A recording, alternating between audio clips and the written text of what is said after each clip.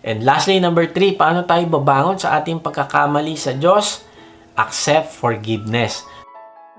Sabi sa John 3:17, isinugo ng Diyos ang kanyang anak hindi upang hatulan ng parusa ang sanlibutan, kundi upang iligtas ito sa pamamagitan niya. Kaibigan, hindi na parito ang Panginoong Hesus upang hatulan ka, kung hindi gusto kanyang iligtas. Kaya nga, kung gusto mong mapatawad ka ng Diyos sa iyong kasalanan, ay kailangan mo munang tanggapin ang pagpapatawad ng Diyos sa iyo sa pamamagitan ng pananampalataya mo sa Panginoong Hesus. Pangalawa, kailangan mo ding patawarin ng iyong sarili. Kasi kung kinokondena mo ang iyong sarili, ay tinatakwil mo ang binibigay sa iyo na pagpapatawad ng Panginoong Hesus. Na-realize ko ang pagkapaanak ng muli or being born again ay instant. The moment na nilagay mo ang pananampalataya mo sa Panginoong Hesus, ikaw ay pinanganak na muli. Pero yung gagawin ng Diyos na pagbabago sa iyo ay lifetime na proseso, at ang ating pagbangong muli at pagtanggap ng kapatawaran ng Panginoong Hesus ay kasama sa proseso ng ginagawang pagbabago sa atin ng Diyos sa buong buhay natin upang tayo ay maging kalarawan ng Panginoong Hesus. Oo, maaaring nagkamali ka, pero tandaan mo kaibigan na hindi pa tapos ang Diyos sa iyo.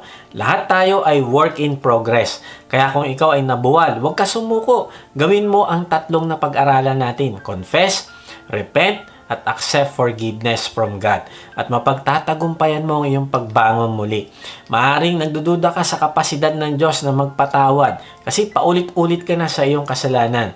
Pero alam mo kaibigan, na-realize ko na hindi mo kailangan tanungin kung patatawarin ka pa ba ng Diyos sa mabigat mong kasalanan. Bakit? Dahil 2,000 years ago, ay binayaran na niya ang lahat ng klase ng kasalanan. Alam na niya ang lahat na gagawin ng kasalanan ng lahat ng tao sa hinaharap. Kasama na ang kasalanan mo at kasalanan ko. Kaya ang kapatawaran ng kasalanan ay available na sa mga taong mananampalataya sa Panginoong Hesus at sa mga taong umaamin ng kanilang kasalanan at humihingi ng kapatawaran sa Kanya. Sabi sa Colossus 1:13-14, iniligtas niya tayo sa kapangyarihan ng kadiliman at inilipat sa kaharian ng Kanyang minamahal na anak, na nagpalaya at nagdulot sa atin ng kapatawaran sa ating mga kasalanan. Kaibigan, kung nanampalataya ka sa Panginoong Hesus, ay nilinis at pinatawad na ang lahat ng kasalanan mo sa nakaraan, sa kasalukuyan at hinaharap. At pinalaya ka na niya mula sa kadiliman. Napunta ka na sa kanyang kaharian. Hindi niya kailangang antayin yung gagawin mong kasalanan sa future bago kanya patawarin. Kung hindi, binayaran na niya lahat, pati ang gagawin mong kasalanan next week, next month, next year, kasalanan na gagawin mo hanggang sa huling hininga mo. Alam na alam niya ang mga kasalanan na gagawin mo sa hinaharap, mula sa pinakamaliit hanggang sa pinakamalaki. Pero minahal ka pa din niya at pinatawad. Kung gusto mong bumangon mula sa iyong pagkadapa sa kasalanan, ay huwag kang mag-alinlangan na humingi at tanggapin ang kanyang pagpapatawad sa iyo. Sabi sa 1 John 2:12, sumusulat ako sa inyo mga anak sapagkat pinatawad na ang inyong mga kasalanan dahil sa kanyang pangalan. Ang pagtanggap mo sa pagpapatawad ng Diyos ay pagsasabi sa kanya na, Lord, salamat po sa grace mo sa akin. Kaya ito, babangon po ako muli at aasa na palalakasin mo ako at tutulungan na magbago. Kaibigan, wag mo parusahan ng sarili mo kung ikaw ay nadapa. Ang Kristyanismo ay hindi tungkol sa pagpapa-impress mo sa Diyos. Lord, ang galing ko, naiwasan ko ang kasalanan na ito.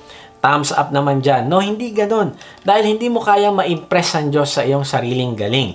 Alalahanin mo na kung meron kang magagawa, ay ito ay naging posible lang dahil hinayaan niya ng Diyos. Ang Kristyanismo ay patungkol sa pagtulong ng Diyos sa iyo upang mapagtagumpayan mo ang kasalanan at hindi ito tungkol sa sarili mong kakayahan. Lord, thank you, pinatawad mo na ako. Salamat at makakaya kong magbago dahil palalakasin mo ako at bibigyan ng kapangyarihang mapagtagumpayan ang aking struggle. Kung gusto mo talagang bumangon mula sa pagkadapa, ay kailangan mong maintindihan na hindi mo kayang pagtagumpayan ng kasalanan sa pamamagitan ng iyong willpower. Kailangan mo ang grace o biyaya ng Diyos na magbibigay sa iyo ng kalakasan upang tumanggi sa kasalanan. Sabi sa Romans 6:14, sapagkat ang kasalanan ay hindi makapaghahari sa inyo, sapagkat wala kayo sa ilalim ng kautusan kundi sa ilalim ng biyaya. Kung nanampalataya ka sa Panginoong Hesus at tinanggap mo siya bilang iyong Panginoon at tagapagligtas, siya ay nanahan na sa iyo sa pamagitan ng banal na Espiritu. Hindi na makakapaghari ang kasalanan sa iyo, hindi dahil sa sarili mong lakas, kung hindi sa kapangyarihan ng banal na Espiritu na nananahan pananahan sa iyo. Ikaw ay nasa ilalim na ng biyaya ng Diyos at wala nang kapangyarihan sa iyo ang kasalanan. Kung dati sunod-sunuran ka sa kasalanan, wala kang choice. Alipin ka dahil wala kang kakayahang tumanggi. Ngayon dahil nasa ilalim ka na ng biyaya o grace ng Diyos, ay meron ka ng choice kung pipiliin mo ang kasalanan o hindi. Kaya nga, encouragement sa atin, kung sakaling nadapa tayo, piliin din natin ang bumangon kaagad at magpatuloy sa direksyon papunta sa Panginoong Hesus dahil tutulungan tayo ng banal na spirito sa ating pagbabago. Halimbawa, may kaibigan kang kumakatok sa pintuan at dali-dali mong pinuntahan, kaya lang brown out at inaaninag mo lang ang daan. Kaya ang resulta, natalisod ka sa isang bangko at nadapa.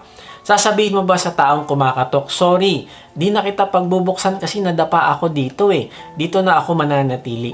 Siyempre hindi. Tatayo ka at kahit masakit pa ang katawan mo, ay pupuntahan mo ang pinto at bubuksan. Bakit? Dahil ang focus mo ay papasukin ng kaibigan mo. Ganon din naman tayo na kung nadapa ka sa kasalanan, huwag ka na magtampisaw at manatili dyan. Kailangan mong bumangon ka agad at pumunta sa direksyon ng Panginoon na kung saan ikaw ay babaguhin niya. Unti-unti sa pamamagitan ng tuloy-tuloy na paglapit mo sa Kanya. Huwag mong alisin ang focus mo na lumago ang relasyon sa Kanya. Tuloy ka pa din kahit anong mangyari, kahit masakit, kahit mahirap, kahit matagal, kahit parang walang pag-asa, ay hindi ka magpapatalo. Babangon ka at gagawin mo ang pinapagawa ng Diyos sa iyo dahil ito ang makakabuti sa iyo. Ang pagkadapa ay hindi problema, pero kung anong gagawin mo pagkatapos mong madapa, ang magiging problema. Babangon ka ba agad o magpapasadsad na lang sa kasalanan? Huwag kang maniwala sa dyablo na wala ka ng pag-asang magbago at hindi ka nagagamitin ng Diyos ulit. Alam mo, hindi mag-i-inject ng kasinungalingan sa iyo si Satan nang walang dahilan. So anong dahilan? Gusto kanyang dayain. Nakikita niya kasi ang potential ng iyong ministry. Alam niya kung gaano kalaki ang magiging impact ng iyong testimony ng pagbagsak at pagbabalik mo sa Diyos. Nakikita niya na ang iyong repentance ang magiging dahilan kaya mas lalo kang magiging epektibo sa kaharian ng Diyos. Huwag ka pumayag na magapi ng dyablo. Tanda mo na hindi nakadepende sa iyo ang pagpapatawad ng Diyos. Hindi sa laki o sa liit ng kasalanan o sa dami o kakuntian. Hindi nakabase ang pagpapatawad ng Diyos sa iyo sa kanyang character. He is merciful, He is gracious, He is loving, He is compassionate. Isang araw, nagdadrive yung nanay at ang kanyang anak na 7 years old. Malakas ang ulan at yung bata ay nakatulala at nakatingin sa wiper ng kotse na umaandar pabalik-balik. E de sabi ng nanay, ano yung tinitignan mo? Sabi niya, Mami, naisip ko lang na ang ulan ay parang kasalanan at ang wiper ay ang Diyos. Patuloy na nililinis ang ating kasalanan. Na-shock yung mami. Kasi nakita niya kung anong laman ng isip ng kanyang anak. At sabi niya, napakaganda ng sinabi mo anak. Nakita mo ba yung ulan na patuloy na pumapatak sa ating salamin? Anong naiisip mo? Alam mo, sabi ng bata, tayong mga tao patuloy na nagkakasala. At ang Diyos ay patuloy din namang pinapatawad tayo. Kaya kaibigan, tanggapin mo yung pagpapatawad ng Diyos sa iyo.